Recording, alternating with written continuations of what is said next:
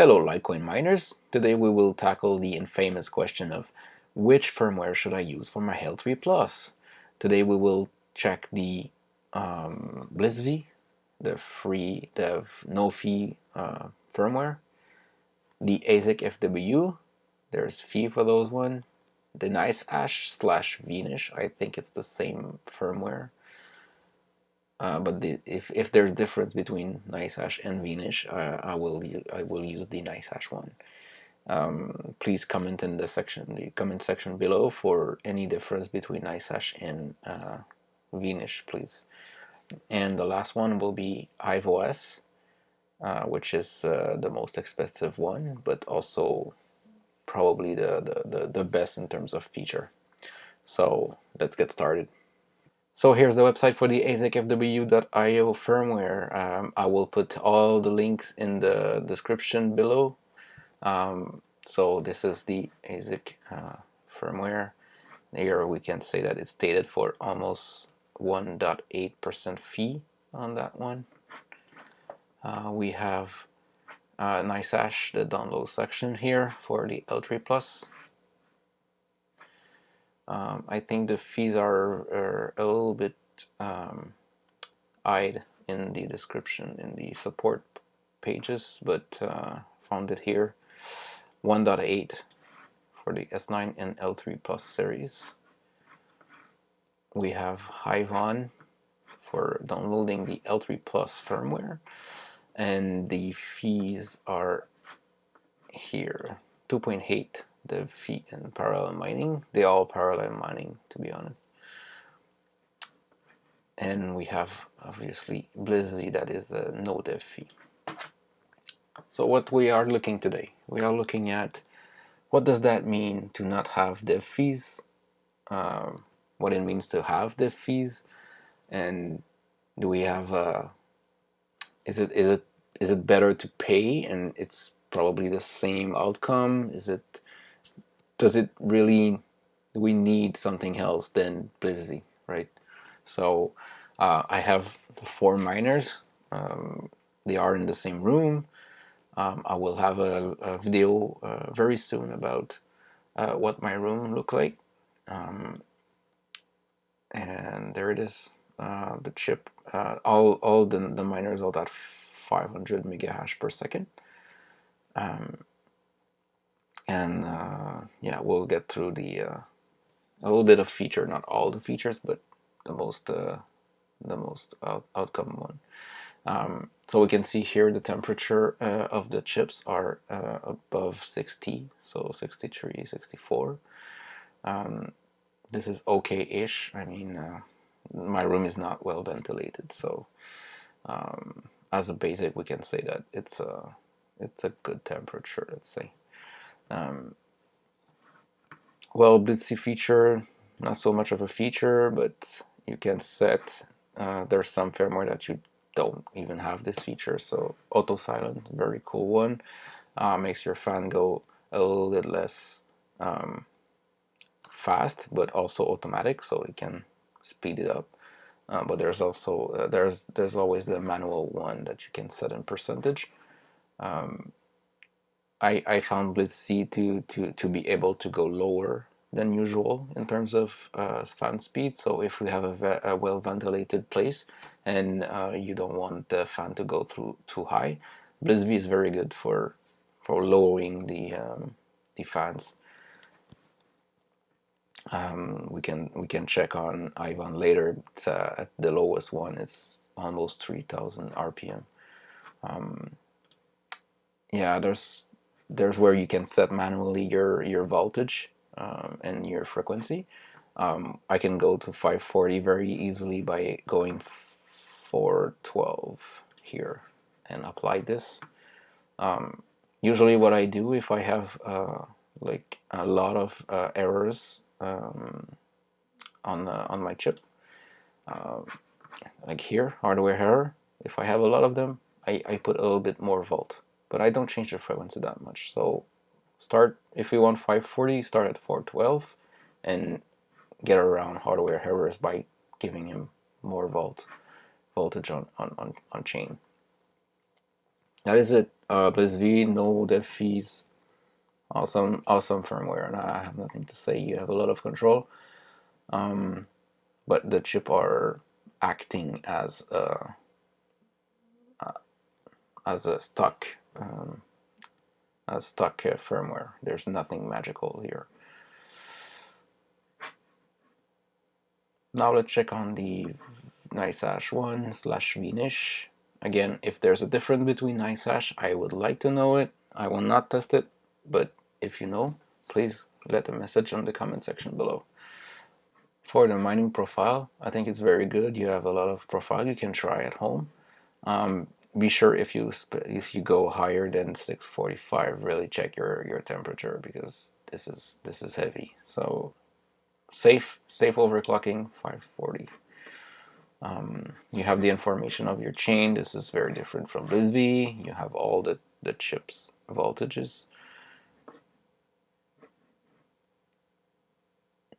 For this minus page, I think it's very annoying that it shows 0 and then update after it.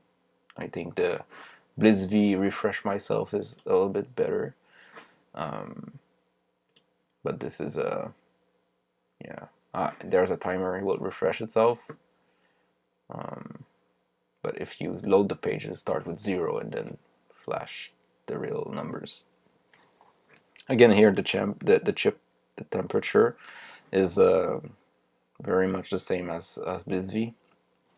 Nothing very very different. The thing that I like about that is the fan speed. The fan speed is very nice. Like 2000 here, 300 is okay-ish, but 2000 is very nice. And I think this is because of the feature where it tried to get your chip temps at 65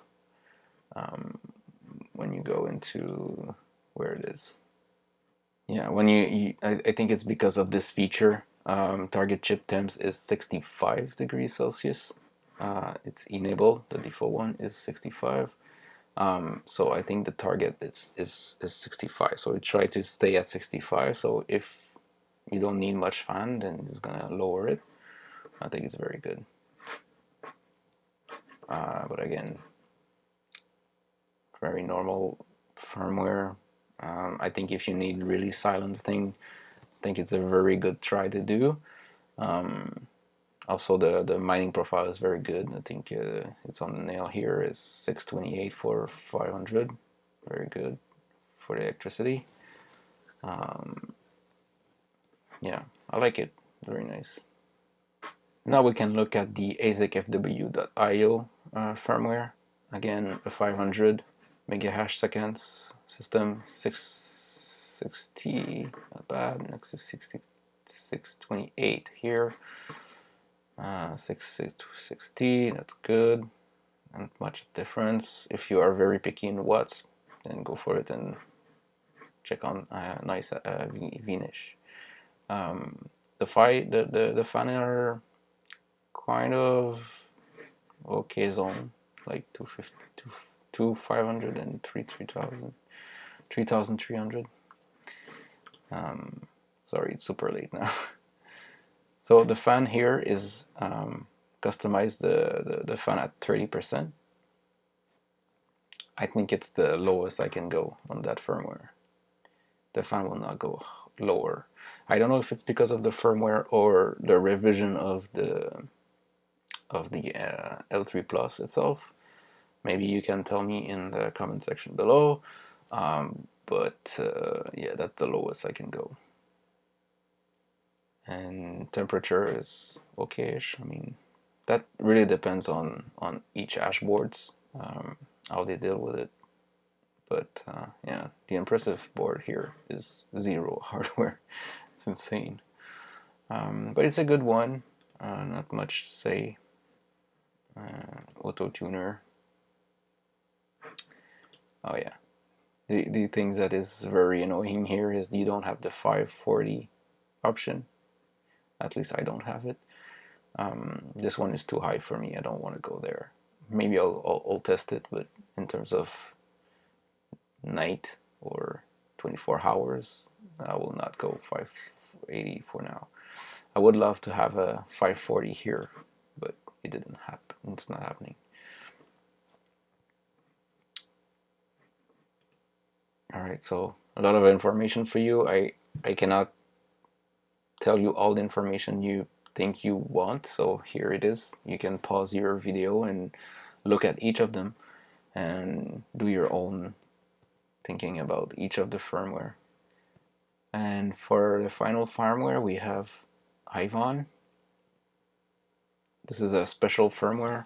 The dev fee is very high, but it is packed with features, and also I think it's the best for heat management.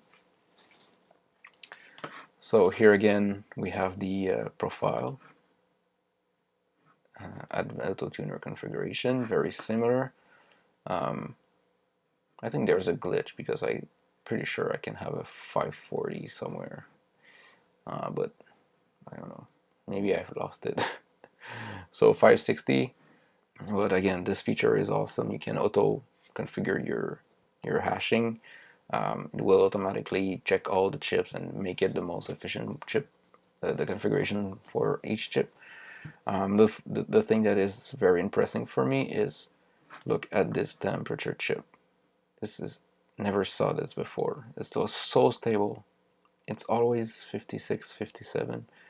Never saw that before. I'm pretty sure if I have all my miners on Hiveon, I will have less heat in my room. So I have to check this. I need to do that.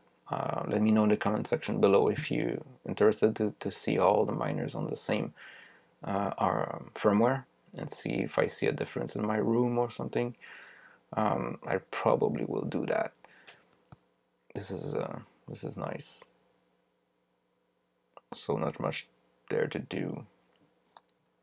Also, what's cool with Ivon is, yeah, you're paying fees, but you have a very cool interface on the web, and also an application on your phone that gives you all the information wherever you are. Even if it's on local network like mine, I don't want to mess with VPN and stuff like that, so I can just use that and have all the information I need. I'm not sure we have all the control we need though. We cannot reboot and stuff like that. I don't know. Maybe I can. I just didn't check that, but it's very interesting. So now the most interesting part is, does any of these dev fee have impact on our performance or outcome of? So I'm mining on via BTC right now because it gives me a little bit of Dogecoin. I'm usually a lot of Litecoin pool.org too, but yeah, for now I'm on via BTC, and very cool. Nothing to say about, nothing bad to say about via BTC. Super cool. So here it is. We'll take a 1 day average because all of my miner was up for at least a day. I hope 3 days. Oh, 10 hours. This one reboot because I didn't do that. So Nicehash rebooted. This one here is miner status, sorry, 5 days up, and this one is 1 day 7 hours, so at least 1 day. And we have the hashing and the hashing statistic on via BTC. So we can see here the winner here is the Blissz firmware at 503. What does it say here? It says 504, but via BTC thinks it makes it 503 for a day average. That's super nice. We have Vnish at 478. That's not good. We have number 3. This is ASICfw at 493.